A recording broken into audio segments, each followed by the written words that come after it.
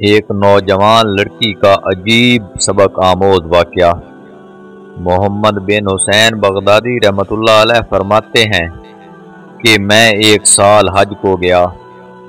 میں اتفاق سے مکہ کے بازار سے گزر رہا تھا کہ ایک بوڑھا آدمی ایک لڑکی کا ہاتھ پکڑے ہوئے تھا۔ لڑکی کا رنگ متغیر ہو رہا تھا، بدن بہت لاغر، لیکن اس کے چہرے پر ایک نورانی چمک تھی۔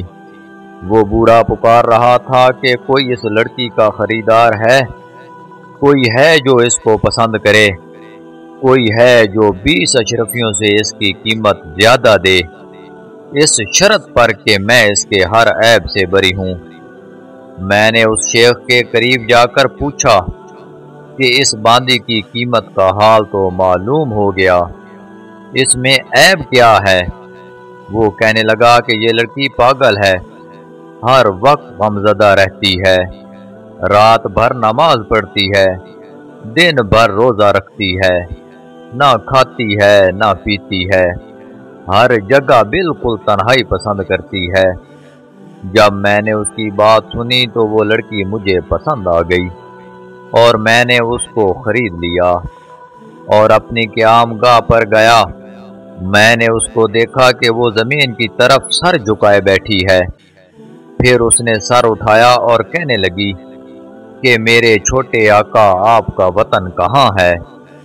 اللہ تعالیٰ آپ پر رحم کرے۔ میں نے کہا عراق ہے۔ کہنے لگی کون سا عراق، بصرہ یا کوفہ؟ میں نے کہا دونوں میں نہیں۔ کہنے لگی تو کیا آپ بغداد کے رہنے والے ہیں؟ میں نے کہا ہاں۔ کہنے لگی واہ واہ، وہ تو عابدوں کا شہر ہے، زاہدوں کا شہر ہے۔ مجھے تعجب ہوا کہ یہ باندی ایک کوٹھی سے دوسری کوٹھی میں جانے والی، اس کو عابدوں اور زاہدوں کی کیا خبر؟ میں نے اس سے دل لگی کے طور پر پوچھا کہ تو ان میں سے کن کن عابدوں کو جانتی ہے؟ کہنے لگی مالک بن دینار رحمۃ اللہ علیہ کو، بشر حافی رحمۃ اللہ علیہ کو، صالح مروی رحمۃ اللہ علیہ کو، ابو حاتم سبستانی رحمۃ اللہ علیہ کو، معروف کرخی رحمۃ اللہ علیہ کو، محمد بن حسین بغدادی رحمۃ اللہ علیہ کو، رابعہ ادیبہ رحمۃ اللہ علیہ کو، شاوانہ رحمۃ اللہ علیہ کو، میمونہ رحمۃ اللہ علیہ کو۔ میں نے اس سے پوچھا کہ تجھے ان سب کا حال کس طرح معلوم ہوا؟ کہنے لگی اے جوان، میں ان کو کیسے نہ جانوں؟ خدا کی قسم یہ لوگ دلوں کے طبیب ہیں، یہ وہ لوگ ہیں جو عاشق کو معشوق کا راستہ بتاتے ہیں۔ پھر اس نے 4 شعر پڑھے جن کا ترجمہ یہ ہے: یہ قوم کے وہ لوگ ہیں جن کے فکر اللہ کے ساتھ وابستہ ہو گئے، پس ان کے لیے کوئی فکر ہی کسی اور کا نہیں رہا۔ ان لوگوں کا مقصد صرف ان کا مولا اور ان کا سردار ہے۔ کیا ہی بہترین مقصد ہے جو صرف ایک بے نیاز ذات کے واسطے ہے۔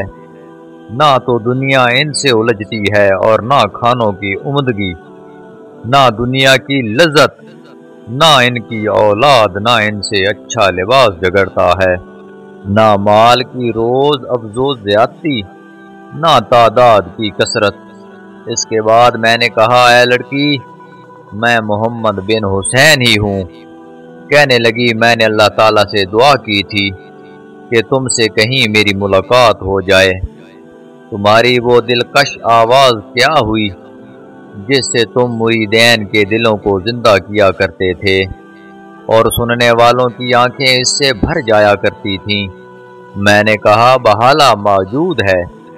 کہنے لگی خدا کی قسم مجھے کچھ قرآن پاک سنا دو۔ میں نے بسم اللہ الرحمن الرحیم پڑھی تو اس نے بہت زور سے ایک چیخ ماری اور بے ہوش ہو گئی۔ میں نے اس پر پانی چھڑکا جس سے اس کو آفاقہ ہوا، تو کہنے لگی جس کے نام کا یہ اثر ہے، اگر میں اس کو پہچان لوں اور جنت میں اس کو دیکھ لوں گی تو کیا حال ہوگا؟ پھر کہنے لگی اچھا پڑھیے، اللہ جل شانو آپ پر رحم کرے۔ میں نے یہ آیت پڑھی جس کا ترجمہ یہ ہے، جو لوگ برے کام کرتے ہیں کیا وہ یہ گمان کرتے ہیں کہ ہم ان کو ان لوگوں کے برابر کر دیں گے جو ایمان لائے اور اچھے عمل کیے، کہ ان کا جینا مرنا ایک سا ہو جائے؟ جو ایسا گمان کرتے ہیں بہت بری تجویز کر رہے ہیں۔ یہ آیت سن کر وہ کہنے لگی کہ اللہ کا شکر ہے، ہم نے نہ کبھی کسی کی پرستش کی، نہ کسی صنم کو بوسہ دیا۔ اور کچھ پڑھیے، اللہ پر رحم کرے۔ میں نے پڑھا، ترجمہ، بے شک ہم نے ظالموں کے لیے آگ تیار کر رکھی ہے جس کی کناتیں ان کو چاروں طرف سے گھیرے ہوں گی، اور اگر وہ لوگ فریاد کریں گے تو ایسے پانی سے ان کی فریاد رسی کی جائے گی جو تیل کے تلچھٹ کی طرح بدہیت ہوگا، اور ایسا سخت گرم منہ کو جلائے گا۔ کیا ہی برا پانی ہوگا، اور جہنم کیا ہی برا ٹھکانہ ہوگا۔ وہ کہنے لگی، تم نے اپنے دل پر نا امیدی لازم کر دی ہے، اپنے دل کو امید اور خوف کے درمیان معطر کرو۔ کچھ اور پڑھو، اللہ جل شانہ آپ پر رحم کرے۔ تو میں نے پڑھا، ترجمہ، بہت سے چہرے اس دن خنداں و شاداں ہوں گے، اور یہ پڑھا، بہت سے چہرے اس دن بارونق ہوں گے اور اپنے رب کی طرف دیکھتے ہوں گے۔ اس پر وہ کہنے لگی، ہائے مجھے اس دن اس کی ملاقات کا کتنا اشتیاق ہوگا جس دن وہ اپنے دوستوں کے لیے تجلی فرمائے گا۔ کچھ اور پڑھیے، اللہ تعالیٰ آپ پر رحم کرے۔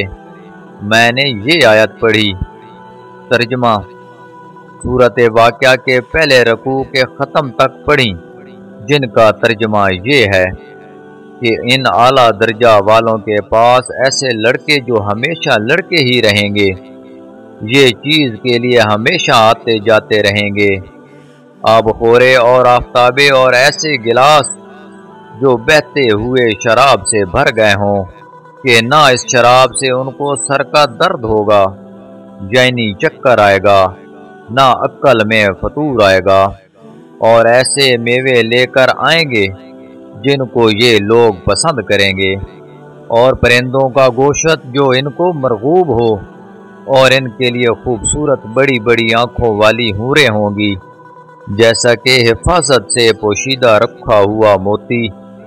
یہ سب کچھ بدلہ ہے ان اعمال کا جو وہ دنیا میں کیا کرتے تھے۔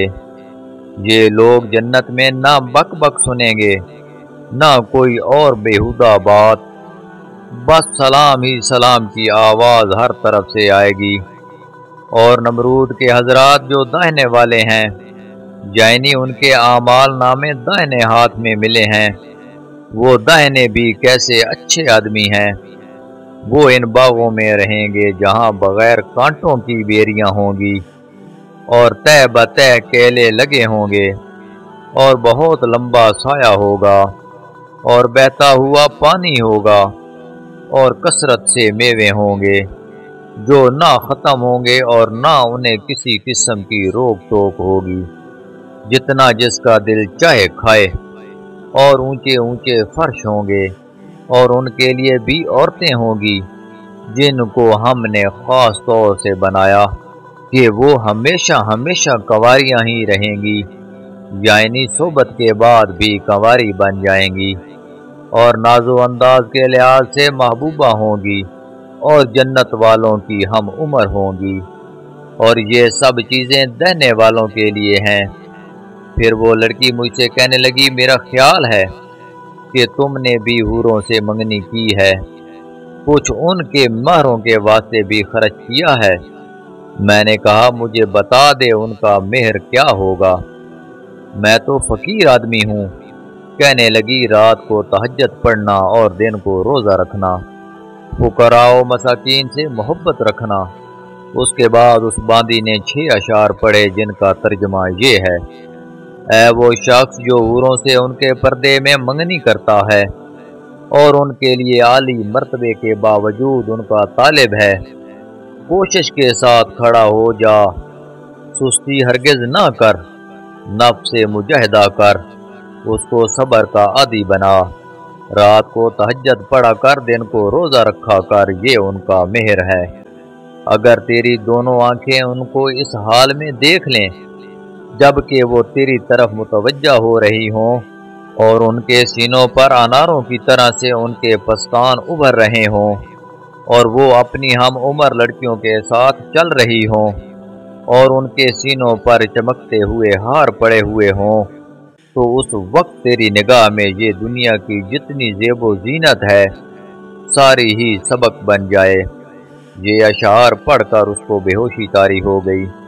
میں نے پھر اس کے چہرے پر پانی وغیرہ چھڑکا تو اس کو افاقہ ہوا، اور اس نے کچھ شعر پڑھے جن کا ترجمہ یہ ہے: اے اللہ تو مجھے عذاب سے بچائیو، بے شک میں اپنے گناہ کا جو مجھ سے صادر ہوئے اقرار کرنے والی ہوں، تو نے کتنی کثرت سے میری خطاؤں کی لغزش معاف فرمائی ہے۔ تو بڑا فضل والا ہے، بڑا احسان والا ہے۔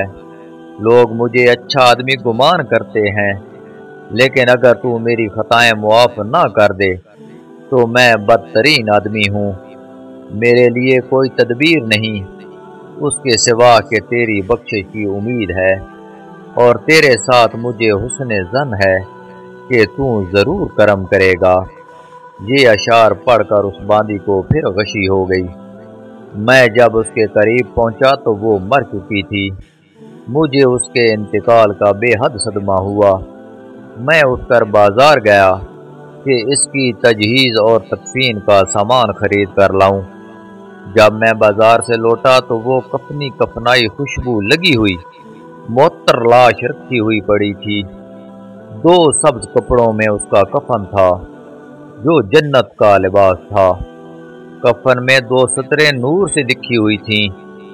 پہلی سطر پر لا الہ الا اللہ محمد الرسول اللہ لکھا ہوا تھا۔ دوسری یہ آیت: الا ان اولیاء اللہ لا خوف علیہم ولا هم یحزنون، خبردار رہو کہ اللہ کے ولیوں کو نہ تو خوف ہوتا ہے نہ غمگین ہوتے ہیں۔ میں اور میرے ساتھی اس کے جنازے کو اٹھا کر لے گئے، جنازہ کی نماز پڑھ کر دفنا دیا، اور اس کی قبر پر سورت یاسین شریف پڑھ کر اپنے حجرے میں چلا آیا۔ میری آنکھوں سے آنسو بہہ رہے تھے، دل اس کے فراق سے غمگین تھا۔ واپس آ کر میں نے 2 رکعت نماز پڑھی اور سو گیا۔ خواب میں دیکھا کہ وہ لڑکی جنت میں پھر رہی ہے، نہایت مہکتے ہوئے زعفران کا باغیچہ ہے، ریشم کے اور استبرق کے جوڑے پہن رہی ہے، اس کے سر پر ایک موتیوں سے جڑا ہوا تاج ہے، اور پاؤں میں سرخ یاقوت کے جوتے ہیں۔ مشک و عنبر کی خوشبو اس سے مہک رہی ہے۔ اس کا چہرہ شمس اور قمر سے زیادہ روشن ہے۔ میں نے کہا: اے لڑکی ذرا ٹھہر تو، یہ تو بتا دے یہ مرتبہ کس عمل کی بدولت تجھے ملا؟